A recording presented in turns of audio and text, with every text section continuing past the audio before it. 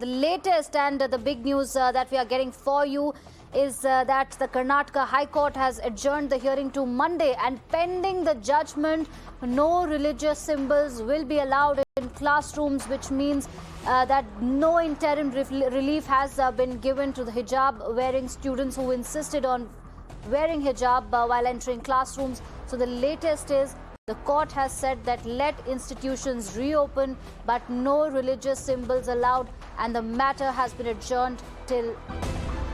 All right. Everyone is waiting. Sir, it'll just take a minute. The Karnataka High Court has said that religious institutions should be permitted to remain open, but none of these symbols should be utilized today. How is the government going to enforce this and ensure this, sir, on ground? So far we were doing the same. We were not allowing, according to the Act and Rule of Karnataka, no institution was allowed to take religious belief to be done at the institutions. And anyhow, I am going to answer only after getting the judgment from the court.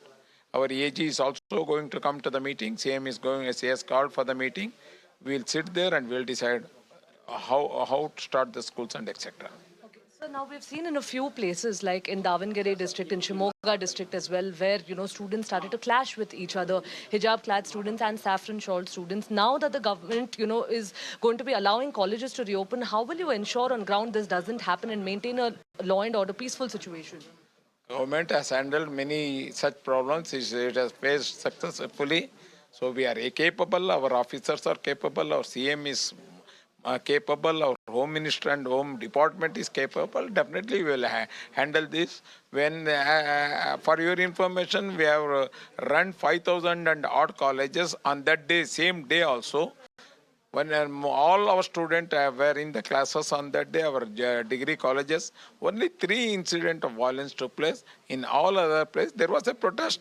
They were coming till the gates of the schools. They were removing the whatever they had put on their body, and then they were going as a good student inside the schools. They heard they were in the classes on that day. So the same thing.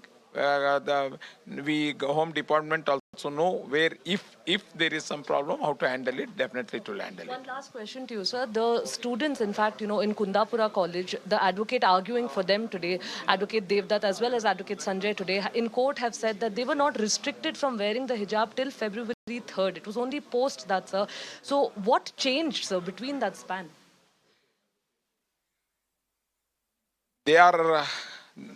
They attended for those girls. But I request the media. The problem was started from December last days or first week of January. Till that, there was no problem at all. You are saying after notification, there is a gap of 1 month. Every day you can see your channels, particularly English channel, which has been wrongly shown to the nation that the girls, only 6 girls, more than 90 girls in that college attended the school as they were attending earlier. Highlighted, sir. Even the other students who were attending earlier, we have highlighted both, sir. But you said that hijab was allowed earlier. It is totally wrong.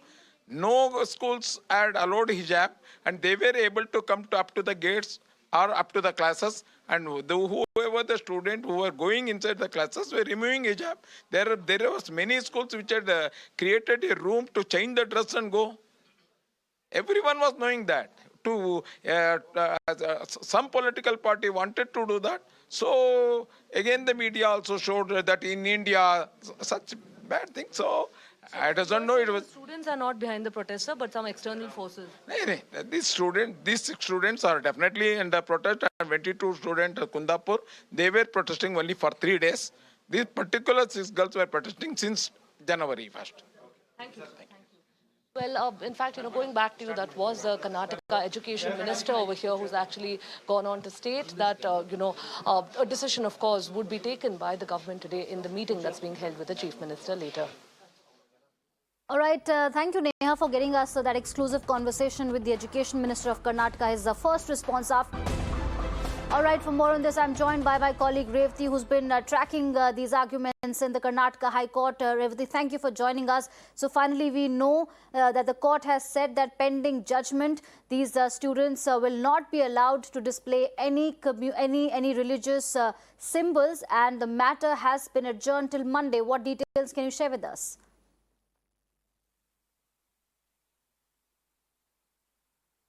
That's right, and the Chief Justice repeatedly raised concerns of the educational institutions being shut. It is long after COVID, after the pandemic, that schools have reopened, and then this situation, which is not a good situation, is something that the Chief Justice said. So in the order, the Chief Justice has said that let the educational institutions open. We will pass an order in this matter, but until then, until the matter is disposed, nobody can enter the educational institution, or none of you should insist on wearing religious symbols. Now, this includes hijab, saffron shawl, or any other religious symbol that the student may want to wear while coming to the educational institution. So a setback for the petitioners, because they had repeatedly asked for an interim relief or an interim direction where they can be allowed to enter the classrooms wearing a hijab, at least for the next 2-3 months until this academic year is over, while the court can look at the larger constitutional question of whether hijab is an essential religious practice.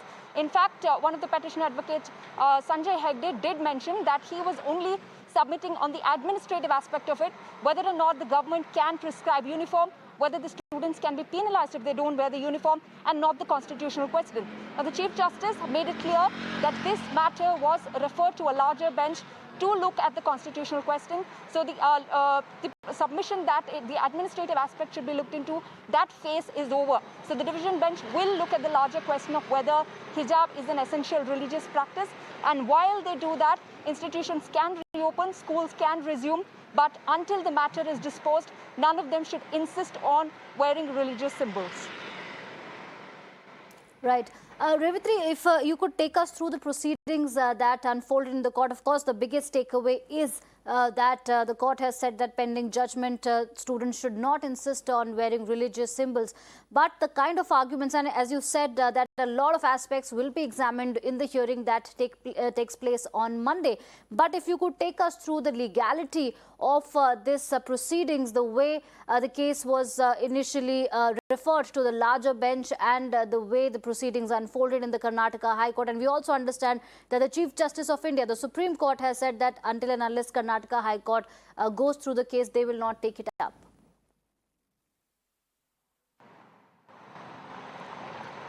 Well, yes, and the Supreme Court did not want to intervene because, one, there is no delay in the proceedings. Yesterday, the single bench said that this matter needs the hearing of a larger bench, and immediately the same night the bench was constituted. Right the next day, that is today, there was a hearing, so there is an interim direction as well. So nothing seems wrong at this point of time for the Supreme Court to intervene, and if the Supreme Court intervenes, then the High Court would still go ahead and say that this is pending before the Supreme Court, so we cannot take a stand in this matter. That is one. Secondly, in terms of the arguments inside the court, there are two aspects to this. One, the petitioners repeatedly saying that this is an urgent matter and asking the court to look at this as an administrative matter and keeping the constitutional question aside. Because students have been out of school for almost a month now, some of these students. The classes resume on Monday, and there are just about 2 months to go for the academic year to end. In April, their exams will begin. The second PUC or the 12th class exams will begin as well. So the petitioners have repeatedly said that you look at only the administrative aspects of whether the government can prescribe a uniform or not as per its own rule, and that the next 2 months, if you could give an interim relief for the students to enter the class wearing a hijab. And this does not mean that they will wear a separate cloth or a different color cloth. They can come in the color of the uniform, the shawl that is already prescribed by the institution. But that shawl that is prescribed by the institution will be worn over their head instead of putting it over their shoulder. Just that needs to be allowed is what the petitioner had submitted. But none of these have been allowed. There is no relief for the petitioners. It is a setback, in fact, because they had hoped that there will be an interim relief allowing them to wear the hijab and enter the class until the end of this year at least, or until that matter is disposed. But that sort of an interim relief has not come. Petitioners have also gone on to put forth 3 important points. One, that wearing a hijab is an essential religious practice. 2, it is an extension of their right to freedom of speech and expression, and also right to privacy. Third point is that the government order itself was baseless because the three judgments that they quoted of the Bombay, Madras and the Kerala High Court did not deal with a case that was similar to this. In one case, it was a minority institution. In another case, it was an all-girls school. But the government order is baseless is what the petitioners claim. But all of these hearing aside, in the end, there has not been an interim relief in spite of the repeated requests from the petitioners that they be allowed to enter the class wearing a hijab, even if it is of the same color of the uniform that is prescribed by the institution. Wearing a headscarf or wearing that shawl over their head is not allowed at this point of time until the matter can be finally disposed by the division bench. All right, Revati, please stay on with us. I'm also joined by Priya Vardarajan, who's a women's rights activist. Ms. Vardarajan, thank you for making time and speaking to Mirror Now. The matter has been adjourned till Monday, but the court has said that pending judgment, students should not insist on wearing religious symbols. The court also said that we want peace and tranquility. We understand the matter is sub judice, but what is your response to this development? Thank you so much for having me. I think it's very, very disappointing and very disappointing in various levels, because one is, why should we even have such a conversation, and why do we even need to have a case pending in this? Because these girls and many, many such girls across generations have actually been going to school with whatever hijab or any other religious garment that they wanted to. And it's not just girls, but men do that as much. So this whole conversation is, like we've been discussing repeatedly, violates Article 25, Article 26, which is right to education. So this is just unnecessary. The second thing is that children, I think all of them have to be looked at as children who have a right to just be who they are and just go and study. So they've just started getting to access their schools again, and they should just be let to do that right now. And we are not allowing for that. Third is, there is no relief. Actually, it just sounds very confusing and controversial, because none of them has made any mistake. There's no crime that has happened. They've just worn garments that they are most comfortable and used to wearing, whether it's come through tradition or whether it's come through choice. That's a completely different matter, and I don't think that can be resolved in this argument at all. One has not made a mistake, so why does one need to even wait for a relief? One should rightfully do what they want to do. So just postponing it repeatedly for youngsters is absolutely unsolicited and very disappointing. Right, Priya, you are saying that it is a very disappointing move and you know, there were a lot of expectations. Okay, Priya, I'll come back to you. Let me go across to my my colleague who's reporting on all these developments. Neha is joining us. Neha, the latest update is hearing has been adjourned till Monday, but the court has said that pending judgment, no student shall insist on wearing religious symbols. We have yet to hear from those students who are very firm on their demand. What is the latest that you can share with us?